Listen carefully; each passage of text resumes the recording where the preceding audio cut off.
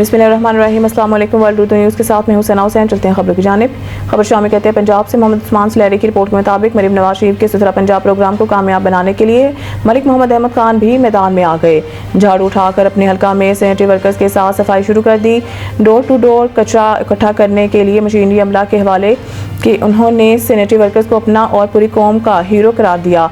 मुआशरे के नज़रअंदाज तबका के लिए स्पीकर पंजाब असम्बली मलिक मोहम्मद अहमद खान ने कसूर में अपने आबाई यूनियन कौंसिल में इफ्तार डिनर का एहतमाम किया। स्पीकर ने हीरो करार दिया तो तकरीब में मौजूद बड़े बड़े जागीरदारों के खड़े होकर सैनिटरी वर्कर्स का शुक्रिया अदा किया। स्पीकर पंजाब असम्बली मलिक मोहम्मद अहमद खान ने सुथरा पंजाब मुहिम को कौमी जिम्मेदारी करार दिया और खुद झाड़ू उठाकर सैनिटरी वर्कर्स के साथ मिलकर देहात में सफाई के अमल का बाकायदा आगाज कर दिया। स्पीकर मलिक मोहम्मद अहमद खान ने कहा कि देहात की सफाई के बात आई तो शहबाज शरीफ जैसे ताकतवर हुक्मरान के सामने ब्यूरोक्रेसी ने साफ देहात प्रोग्राम के सामने रोड़े अटका दिए। मरीम नवाज ने वसाइल का रुख देहात की तरफ मोड़ दिया है। स्पीकर पंजाब असम्बली ने कहा कि सफाई सुथराई हम सब की जिम्मेदारी है। ये बात तकलीफ का बाइस है कि सफाई की जिम्मेदारी एक ही इकलीती तबका को सौंप दी है। मलिक मोहम्मद अहमद खान सफाई करने वाले काबिल कदर शहरी के तौर पर पहचाने जाएंगे। अब सफाई करने और कूड़ा उठाने वाले दरमियान तकसीम खत्म कर देंगे। स्पीकर पंजाब असम्बली ने कहा कि वादा करता हूँ कसूर के एक एक गाँव को सफाई के हवाले से मॉडल गाँव बनाकर मुल्क भर में मिसाल के लिए पेश करेंगे।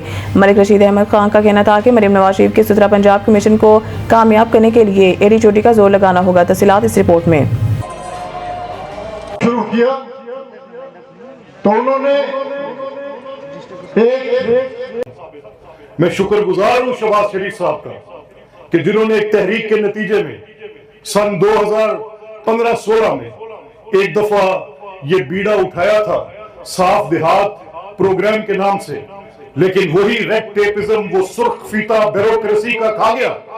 उन्होंने शहबाज शरीफ जैसे एक जबरदस्त वजीर आला के सामने ये दलाइल पेश करने शुरू किए मेरी मौजूदगी में कि सर टेंजिबल नहीं है, इमारतें नहीं बनेंगी, सड़कें नहीं बनेंगी, तो फिर कैसे साबित करेंगे? ऑडिट पहले लग जाएंगे, कैसे बन जाएंगे? मैं इस्लामाबाद को भी नहीं देता।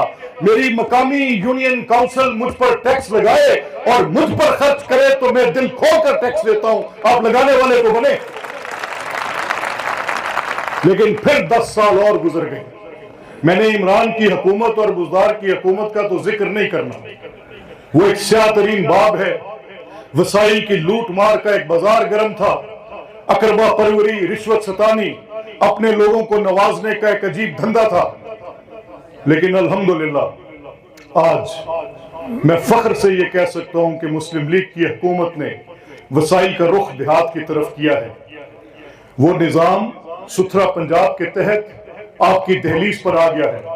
अब ये जितनी लड़ाई लड़ी, आपके सामने मैंने एक तस्वीर कशी की है, एक मंजरनामा खींचा है और आपको बताया है कि किस तरह की मुखालफत के बावजूद वजीर आला पंजाब ने ये एहसन, ये मुस्तहसन कदम उठाया और वसाइल आपकी तरफ भेजे।